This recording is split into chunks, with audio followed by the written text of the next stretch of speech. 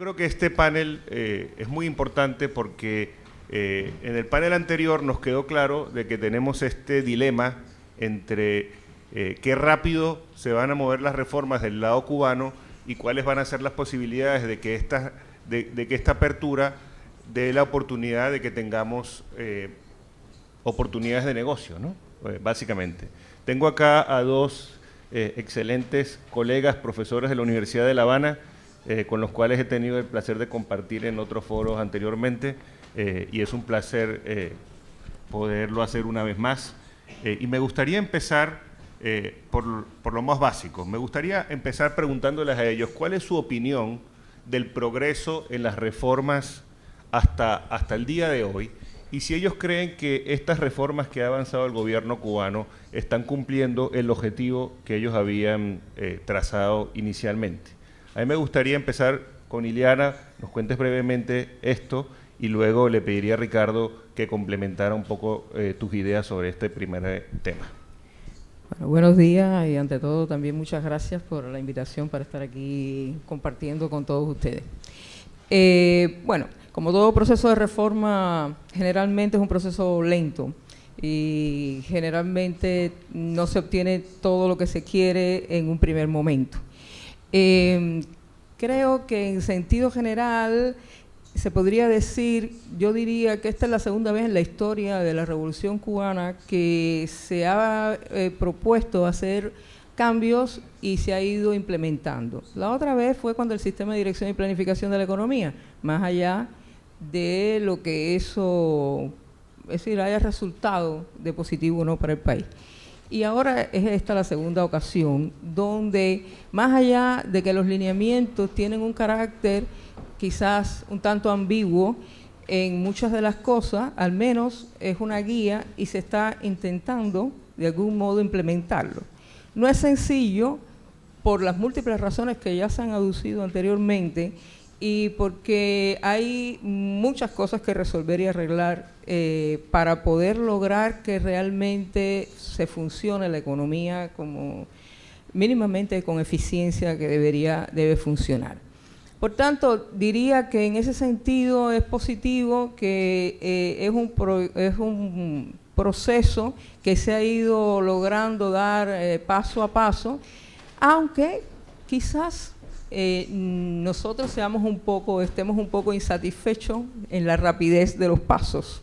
Es decir, Raúl dice sin pausa, sin pausa, pero sin prisa, pero sin pausa, con pausa, pero sin prisa. Bueno, en fin, lo cierto es que lo más importante es, que hay cosas que consideramos que debían haberse tomado ya en cuenta, como por ejemplo lo de la moneda, los temas empresariales, el mismo tema del trabajo por cuenta propia, es decir, darle una cobertura mucho más empresarial, vamos a decir así, porque hoy es una personalidad no jurídica.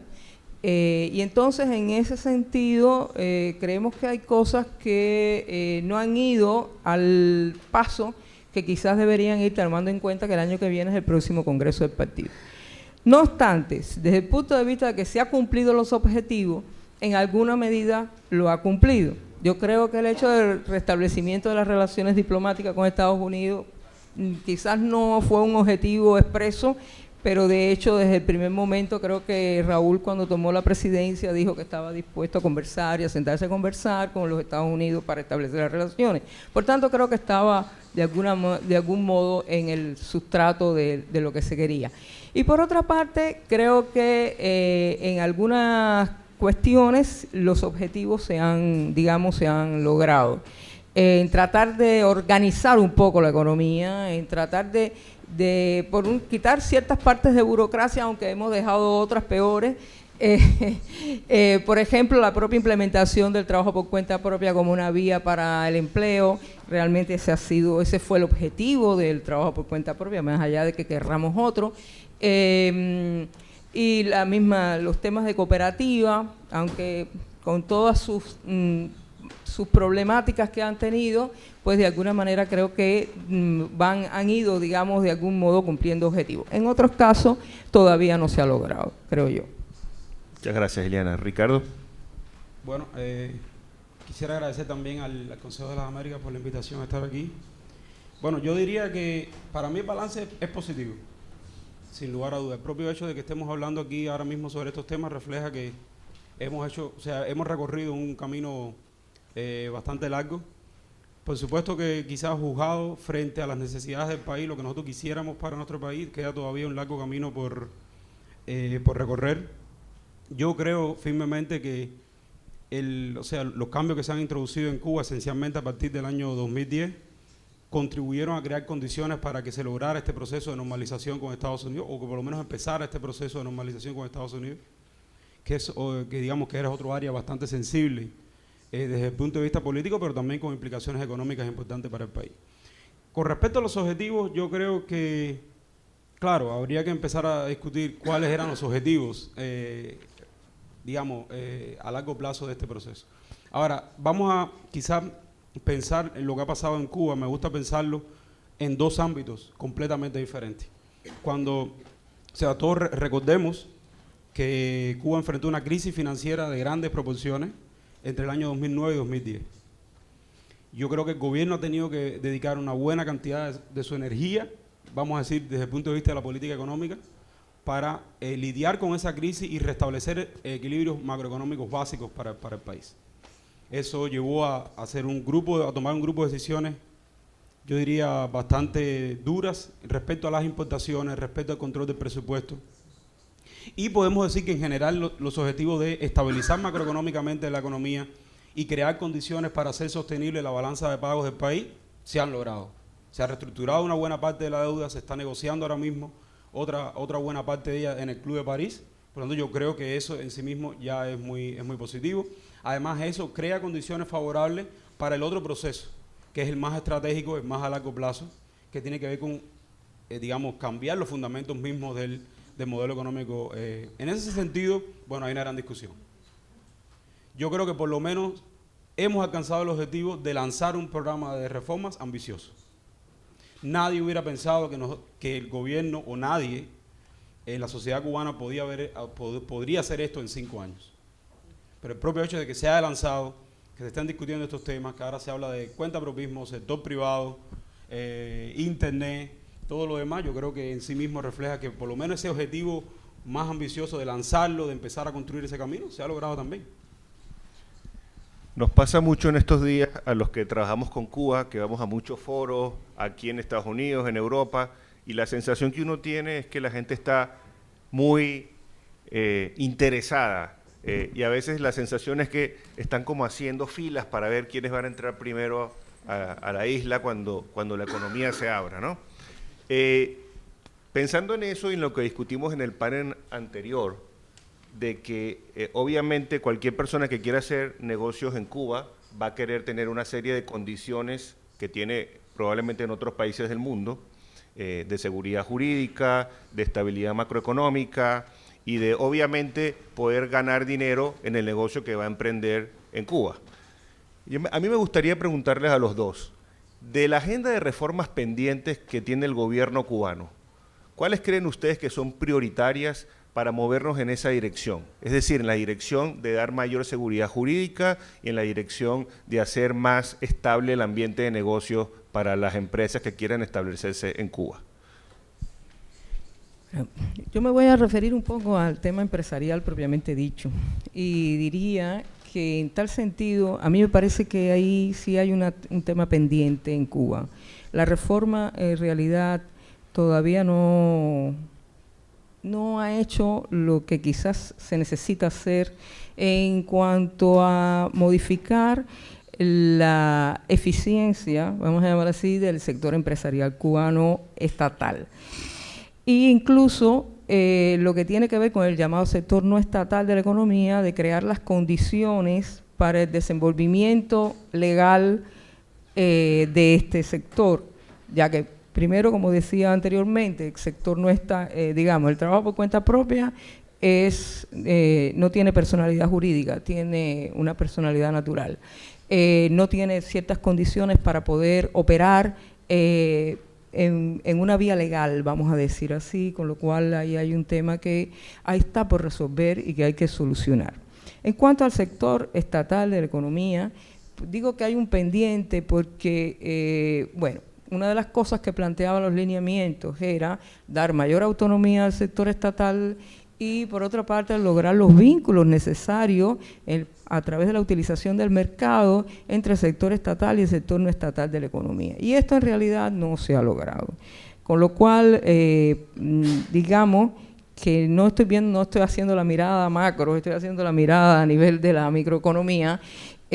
Bueno, pues ciertamente, como también hay algunos problemas macros que afectan esa micro, bueno, pues ciertamente el sector estatal todavía es un sector que diríamos, voluminosamente es demasiado grande, es todavía un sector que se mueve con no mucha eficiencia, diríamos, con poca eficiencia, y en una medida esto está dado, entre otras cosas, por lo grande del sector, y por las regulaciones que existen para el sector, digamos. Para el sector, estoy hablando para la empresa estatal en Cuba. Esto es algo que realmente en lo que se ha llevado a cabo hasta el momento en las reformas, la verdad lo digo en todas partes en Cuba y lo digo aquí también, creo que la reestructuración del sistema empresarial estatal quizás no es la más feliz. No obstante, el hecho de que exista primero una intención, una voluntad de cambio es importante. Por otra parte, hay un empresariado que más allá de que tiene deseos de que cambie también, y por otro lado también hay un sector no estatal que de alguna manera está presionando a ese sector estatal. Entonces, por tanto, de alguna forma, esto también ayuda a que las cosas se vayan moviendo lentamente, pero se vayan moviendo hacia la búsqueda de una mayor eficiencia y, por tanto, que los negocios con capital extranjero, o sea, de Estados Unidos, o sea, de otros países, o incluso los negocios propios, sin capital extranjero, los que sean, funcionen con una eficiencia necesaria. Bueno, y esto requiere de un marco que, entonces le doy la palabra a mi colega para que hable más de lo macroeconómico. Bueno,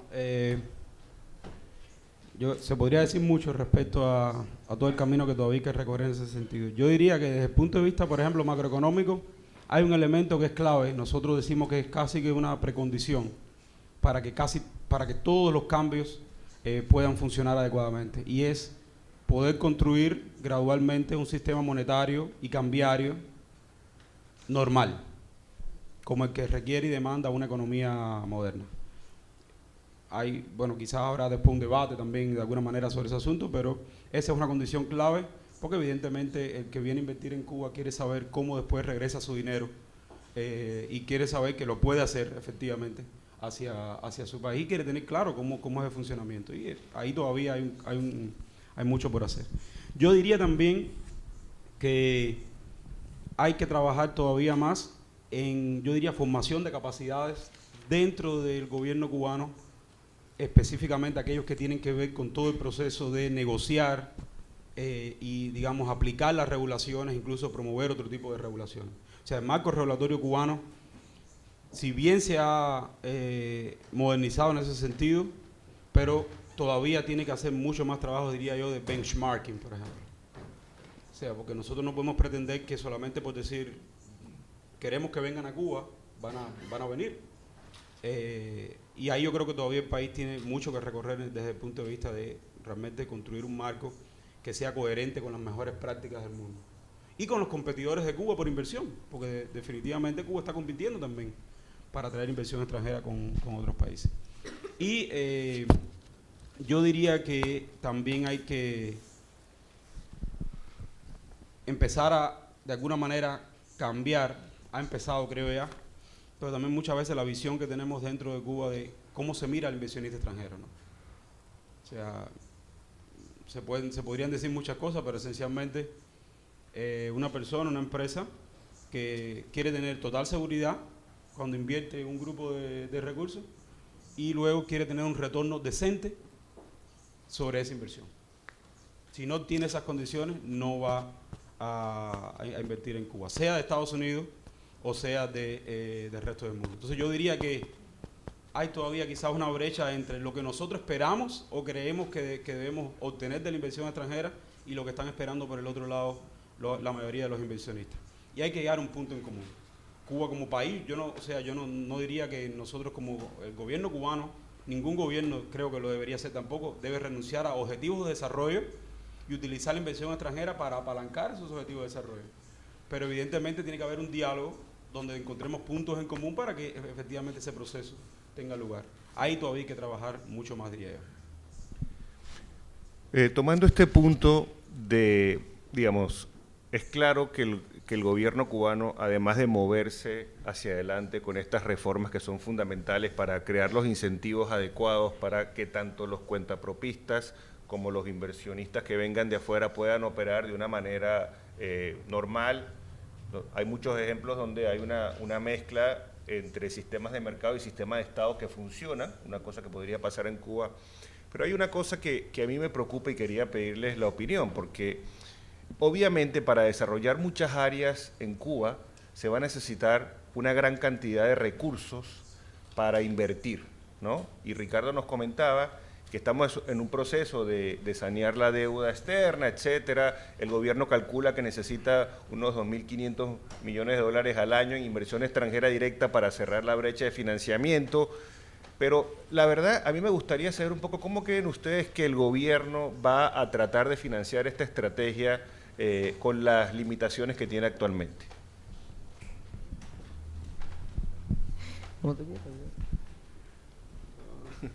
Ok. Esa como que fue un poco difícil, ¿no? No, él siempre, bueno, es un poco más macro pero bueno, voy a decir algo antes de que tú comiences. Ok, las damas primero. Bueno, en realidad creo que ya hay puntos es decir, ¿cuáles serían las fuentes de financiamiento? ¿Por dónde debería venir esa fuente de financiamiento? Creo que evidentemente la inversión extranjera es un punto definitivamente claro que está por parte del gobierno. Creo que, por otra parte, si Cuba se integra a todo lo que es el sistema interamericano, etcétera, etcétera, bueno, pues quizás pudiera participar en toda una serie de sistemas de banco, digamos, bueno, de la misma CAF, el mismo BID, etcétera, donde también pudiera, bueno, pues ser objeto de obtener ciertas fuentes de financiamiento de créditos al desarrollo, lo que sea en ese sentido, digamos, ¿no? Por supuesto.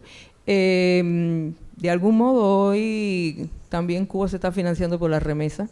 Es un hecho, es una cosa muy evidente, digamos. Trabajo por cuenta propia en Cuba, sí, es una inversión extranjera, de hecho, de otra forma, pero una inversión.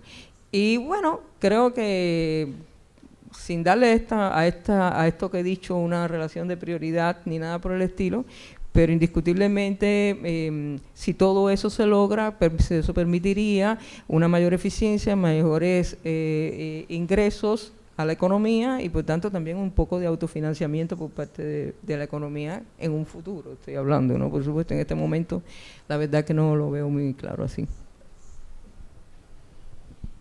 Bueno, o sea, Cuba es una economía pequeña en desarrollo. O sea, es una economía que va a ser siempre extremadamente dependiente del ahorro externo para financiar su desarrollo. Y evidentemente, digamos, la restricción externa vía financiamiento ha sido uno de los cuellos de botella más importantes que ha enfrentado Cuba durante por lo menos los últimos 55 años. Agudizado en los últimos 25 por las razones que todos conocemos. Entonces, yo diría, bueno, Ileana mencionó el tema de financiamiento vía crédito. Cuba ha descansado esencialmente en créditos gubernamentales, bilaterales esencialmente. Bueno, Cuba tiene que recorrer el camino. Todos estamos casi convencidos, por lo menos en el sector académico, de que Cuba tiene que empezar a recorrer el camino para reincorporarse en algunos casos e incorporarse en otros a los organismos multilaterales o sea, las instituciones financieras internacionales. Empezando quizás por la CAF, no sé, ahí hay todo un camino por allí. La pregunta era interesada, la mía. pero eventualmente yo creo que no se acabaría nunca en la CAF. O sea, tendría que eso, y hay una razón muy simple. El 99,9% de los países del mundo son miembros de todos esos organismos. Es anormal que estemos fuera. Habrá razones, las hubo, pero ya existen cada vez menos. Y esa es una fuente de financiamiento importantísima para los países en desarrollo pequeños generalmente. En América Latina claramente la CAF y el BID juegan un papel súper importante y Cuba recibe cero hoy de esas instituciones, además del asunto de la asistencia técnica, que en sí mismo también es un tema importante. Todo lo que ha hecho el país para reestructurar su deuda, yo creo que contribuye a crear un ambiente positivo para ese proceso, pero tendrá que seguir recorriendo ese camino, y eso implica también, en ciertos momentos, aceptar las reglas que rigen los mercados financieros internacionales. Nos pueden gustar a veces más o menos, pero son las que son, tenemos que aceptarlas, tenemos que trabajar en ese entorno, y creo que hay efectivamente muchas oportunidades ahí. Y el otro asunto, evidentemente, para nosotros, cuando se trata de ahorro externo, tiene que ver con la inversión extranjera. La inversión extranjera en muchos casos es cualitativamente superior a un crédito, en el sentido de que muchas veces no solo viene el dinero, sino vienen otras cosas acompañando a esos recursos, que son a veces mucho más importantes que el propio capital. A veces tenemos el capital, pero no sabemos cómo hacer algo, ¿no? Y eso también viene con la inversión extranjera. Repito, creo que evidentemente habría que establecer un marco para que contribuya efectivamente a nuestros objetivos de desarrollo, pero es una fuente importantísima. Y hay otro asunto que tiene que ver con todo esto, más interno de Cuba, que es nuestro propio sistema financiero, que está diseñado para un tipo de economía que ya cada día va siendo menos esa. Tenemos que construir un sistema financiero que ayude a canalizar eficientemente el ahorro, tanto interno como externo. Ese no lo tenemos hoy. Ha habido pasos, creo que importantes y positivos en ese sentido, pero evidentemente ahí nos queda un largo camino por recorrer, y yo me atrevería a decir que ahí Estados Unidos, por ejemplo, puede cooperar de manera importante en la construcción de ese sistema financiero. Desde el punto de vista, por ejemplo, regulatorio también, ha habido desastres bastante recientemente digamos, en ese área, y Cuba va a necesitar efectivamente mucho apoyo y un largo camino en ese sentido. Yo les voy a hacer una última pregunta y me gustaría luego abrirlo al público para que hagan sus propias preguntas. Y la última pregunta que les voy a hacer es la siguiente. Imagínense que, y seguramente es así, que toda esta audiencia que está acá está muy interesada en invertir en Cuba. Si ustedes tuvieran que vender, ¿cuáles son las ventajas más importantes de la economía cubana para que ellos se interesaran más en el país? ¿Qué les dirían? Bueno, nosotros que estamos acá. Bueno, es claro. Yo creo que el principal activo que tiene Cuba son los cubanos. Realmente cuando uno ha conversado a veces con personas extranjeras que van a Cuba y dicen, a mí me gusta venir a Cuba y no ir a otro país de América Latina o del Caribe, del mismo Caribe, dice, por los cubanos. Es decir, no es por la belleza natural, porque más o menos somos más o menos parecidos, no porque nosotros nos creamos que Varadero es la mejor playa del mundo, que realmente sea la mejor playa del mundo, sino... bueno, nosotros somos así, ¿no? Somos la isla más grande del Caribe, entre otras cosas, ¿no? Entonces, bueno, pues definitivamente parece que hay algo en el cubano que es atractivo, más allá de que las cubanas seamos atractivas o no, pero... y también. Entonces creo que sí, que ahí hay. Aparte, el cubano es, más allá de su carácter o su ser expansivo, etcétera, en general ha recibido una instrucción, hay un nivel de educación, digamos, aceptable, un nivel de cultura, digamos, también aceptable, incluso, bueno, de polemizar en temas políticos, por supuesto, siempre le van a dar la solución para todos los problemas de adentro y de fuera del país. Y bueno, creo que además una fuerza de trabajo en general calificada. No digo que no necesite en ciertas cosas un mayor nivel de instrucción, digamos, de calificación, pero bueno, en sentido general hay una base con la cual trabajar. Entonces, por tanto, para mí es el principal activo que tiene el país. Por otra parte, indiscutiblemente, el país es seguro, es decir, en sentido general es un país seguro. Muchas veces yo he criticado un poco el tema del todo incluido, la venta de todo incluido en Cuba, por ejemplo en Varadero, no quizás en Los Cayos, pero sí en Varadero, porque el todo incluido es decir, es algo que surge justamente por un tema de inseguridad, que surge en Jamaica, por temas de inseguridad. Sin embargo, Cuba es un país seguro. Entonces, bueno, lógicamente, eso se vuelve después algo que manejan los grandes turoperadores. Pero ya a estas alturas podríamos empezar a hacer algo diferente, digamos, en ese sentido. Y no aprovechamos, digamos, ese activo que también tenemos, que es un poco la seguridad que existe en el país. No quiere decir que no hayan problemas, pero en sentido general es mucho más seguro que muchos países, o la inmensa mayoría de los países de América Latina, en ese sentido.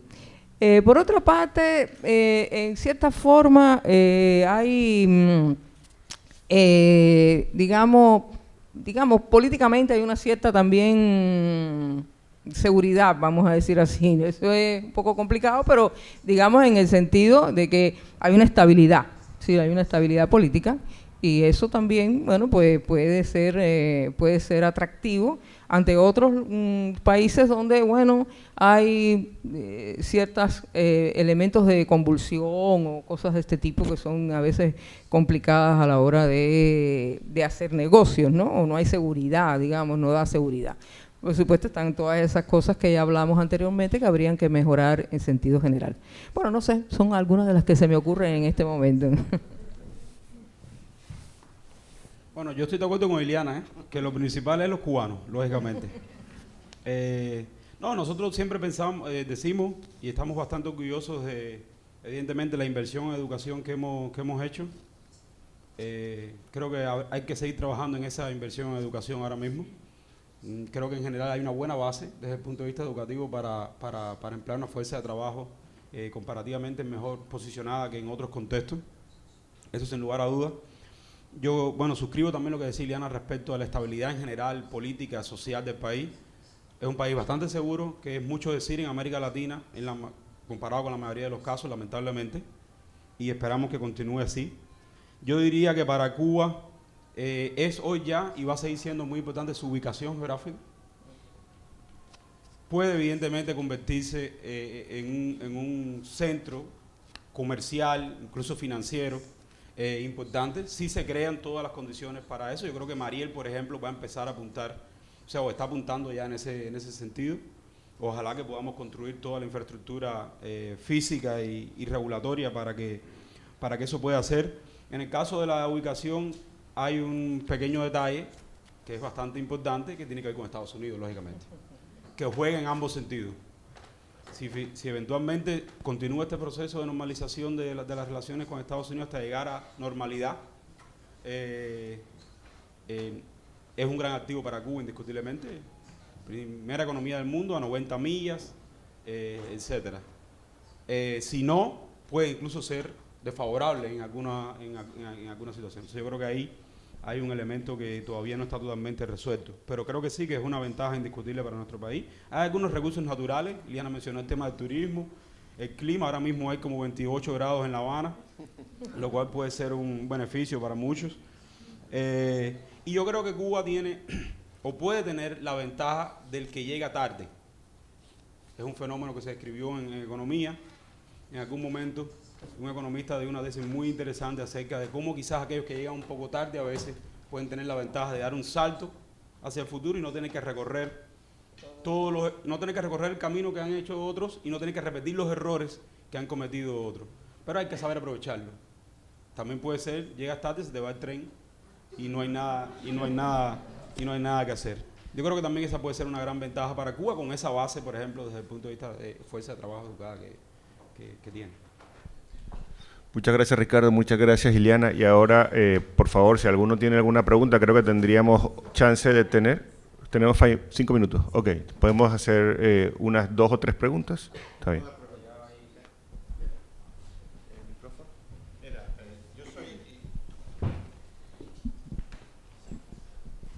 Voy a tratar de hablar en español.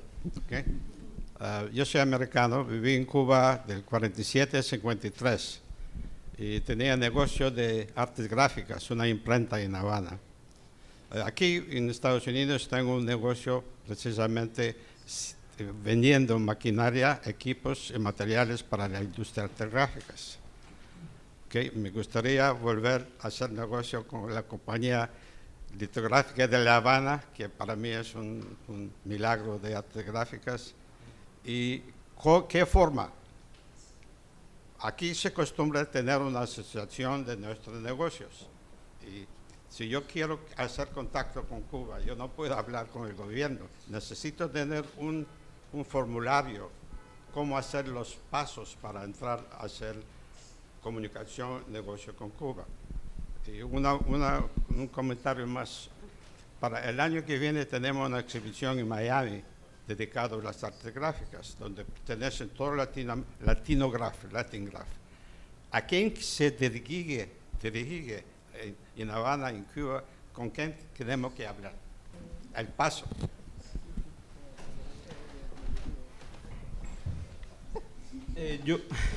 Con Raúl, ¿no? Yo diría, bueno, yo creo que del lado de Estados Unidos, bien que se podría poner en contacto con algunas de las organizaciones que ya tienen vínculos comerciales con Cuba, bueno, de alguna manera delegaciones, por ejemplo, puede ser la misma American Society, la US Chamber of Commerce, a lo mejor ellos pueden ayudarlo.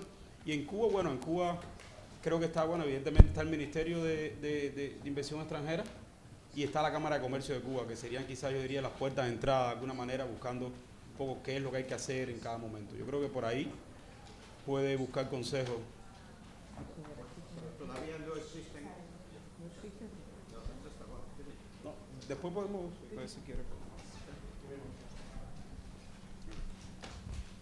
Sí, mi pregunta es muy simple. Primero, soy Víctor Echevarría de la revista Cuba Standard de Miami. ¿Qué es el rol de CAF Development Bank en Cuba? ¿Ustedes tienen ya un programa en este país o al menos tienes planes en el futuro cercano de un programa en Cuba? Esta pregunta también. Te voy a contestar esa pregunta en el siguiente panel, así que si me permites, mejor nos enfocamos ahora en el tema económico, pero en el siguiente panel voy a hablar un poco de lo que CAF está haciendo en Cuba, ¿ok?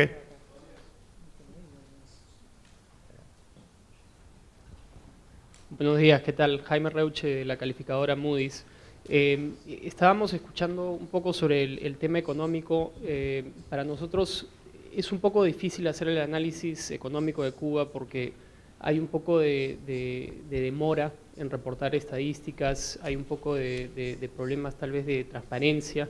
En ese sentido, el señor Torres hizo un poco de alusión al hecho de que hubo un problema de liquidez externa de balanza de pagos en el 2009-2010, pero es un poco difícil entender cómo ha evolucionado ese problema y si es que todavía se sigue viendo esas presiones de liquidez externa hasta la fecha, porque por un lado uno tiene la idea de que a Cuba le está yendo bastante mejor en términos económicos. Hemos nosotros incluso revisado al alza nuestra proyección de crecimiento hacia más o menos 3,5% para este año, lo mismo para el siguiente año, pero no entendemos muy bien la dinámica externa. Entendemos que tal vez hay problemas por el hecho de que se pierde un poco el apoyo de Venezuela, pero al mismo tiempo también se viene un poco más de turismo de Estados Unidos. ¿Cómo tratar de entender esa dinámica? Gracias. Bueno, mira, evidentemente, a ver, por diversas razones, que sería muy largo creo que explicar aquí, y quizás no sea ni hasta provechoso, y una de ellas, por ejemplo, es la política de Estados Unidos hacia Cuba. El país evidentemente no publica sistemáticamente sus estadísticas completas de balanza de pago. Eso es una realidad. Hay informaciones por aquí, otras por allá, a veces en la Asamblea Nacional, en el reporte anual, a finales, se dan algunas cifras, pero no hay un sistema de reporte sistemático, completo, por ejemplo, siguiendo las normas del Fondo Monetario Internacional, del cual no somos miembros, por ejemplo, para reportar esas estadísticas, lo cual evidentemente hace difícil, no solo para ustedes en Moody's, para nosotros economistas cubanos, hacer análisis completos y profundos sobre la situación del país. Yo lo que te puedo decir es que, comparado con la crisis de esos 2 años, hoy la situación evidentemente es mucho mejor. yo había dicho que el país aplicó un grupo de políticas para lidiar con esa situación y evidentemente ha mejorado, repito, reestructuró una parte de su deuda externa, está reestructurando la otra parte, este mismo proceso con Estados Unidos ha abierto nuevos canales de diálogo con otros socios. En ese sentido yo creo que es mucho mejor, pero llevar eso a un número o a números ya es más difícil. Cuba tiene un reporte de balanza de pago, pero lo publica como con 2 años de retraso. O sea, el que tenemos ahora disponible creo que es el 2012, si no recuerdo mal. Entonces, bueno, ahí está. Yo te diría que es mucho mejor la situación, yo creo, pero sigue siendo un problema. No estoy diciendo que no hay un problema de restricción externa al crecimiento y que no hay un problema de balance de pago. Sigue siendo un problema y hasta que el país no resuelva y no cumpla, bueno, un poco de todo lo que nosotros hablamos aquí, no va a poder realmente resolver plenamente esa situación. El país tiene que exportar más, diría yo, para generar ingresos efectivos en moneda extranjera. Y todo, yo creo que, por ejemplo, a medida que Cuba logre reducir el riesgo país asociado a no estar bajo un sistema de sanciones completo de Estados Unidos, reestructurar su deuda, todo lo demás, creo que mejorará también la forma en que Cuba accede al crédito internacional, lo cual redundará en una mejoría de esa situación. Por cierto, que yo creo que ya es tiempo de que quizás ustedes reevalúen la nota que nos han dado, porque me parece que quizás es un poco dura, ¿no? Precisamente en el momento en el cual se están avanzando reformas, yo creo que importantes y estructurales, nos rebajaron la nota. Entonces, bueno, muy bien, pero bueno, usted hará tenemos tiempo para una pregunta más. Creo que había alguien por allá que había levantado la mano. Aquí.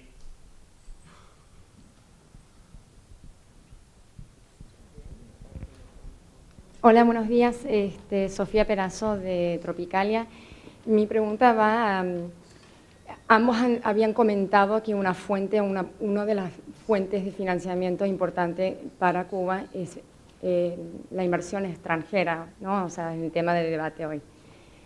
Y me pregunto, y también comentaron muy brevemente sobre los objetivos de desarrollo,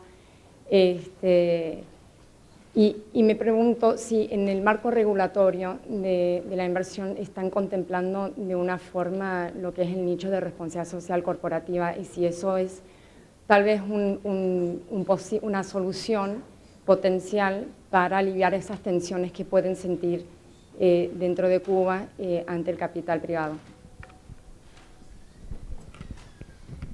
Bueno, la verdad es que hablar sobre objetivos de desarrollo es un tanto... ambicioso, se la voy a dejar a Ricardo para que él se... Entonces, sobre la responsabilidad social corporativa, en realidad la ley de inversión extranjera no se refiere a este aspecto. A ver, ese tema es un tema en Cuba que se supone que está resuelto, aunque no lo esté. ¿Por qué? Porque se supone que es una sociedad socialista y por tanto toda empresa, toda institución trabaja, tiene una responsabilidad social, ¿sí? Es cierto esto, en un sentido, pues las empresas en muchos casos y muchas instituciones trabajan y muchos de sus productos o lo que produzcan o sus servicios tienen un componente que tiene un carácter social y que va dirigido a instituciones que no tienen, digamos, como la salud o la educación o lo que sea. Pero eso no es solo la responsabilidad social corporativa, estamos conscientes, digamos, como académicos, que eso no es solo la responsabilidad social corporativa, pero sin embargo, si bien desde la academia se ha empezado a lograr impulsar o presionar de alguna manera o trabajar en tal sentido, no se puede decir hoy que eso esté asumido de alguna manera o interiorizado o entendido, diría yo, todavía a nivel de país, ¿no? De gobierno, en el amplio sentido de lo que es la responsabilidad social corporativa. Pero bueno, creo que Cuba tiene un paso, digamos, tiene un punto que quizá de alguna manera hay una conciencia a nivel digamos, de instituciones o de empresas. pero bueno, hay que darle todo el resto de la connotación que tiene la responsabilidad social corporativa, que verdaderamente no está incluida, aunque pueda o no hacerse de alguna manera, pero no como debe ser, digamos, ¿no? Solamente decir que, o sea, hoy mismo, aunque hay un programa de cambios en el país, del cual se ha hablado ya, pero nosotros no podemos decir que Cuba tiene un programa de desarrollo estratégico. Y entonces, si no tienes eso, un poco a veces difícil, está un poco difuso, ¿no? Localizar cuáles son exactamente nuestros objetivos de desarrollo para los próximos 15 años, 20 años. Y de ahí se deriva que entonces no estén incorporados explícitamente en la legislación que se va redactando, ¿no? Yo creo que esa deuda tendremos que resolverla a muy corto plazo. O sea, realmente un poco poner en blanco y negro en qué nos queremos convertir como sociedad y como economía en 15, en 20, en 30 años. Y a partir de ahí empezar a construir lo que se necesita para lograrlo, ¿no? Bueno, yo quiero agradecer a Ricardo y Liliana, nos han dado un panorama bastante completo del proceso de reformas, lo que viene, cuáles son los desafíos para Cuba en los próximos años, y le pido por favor un fuerte aplauso para mis panelistas.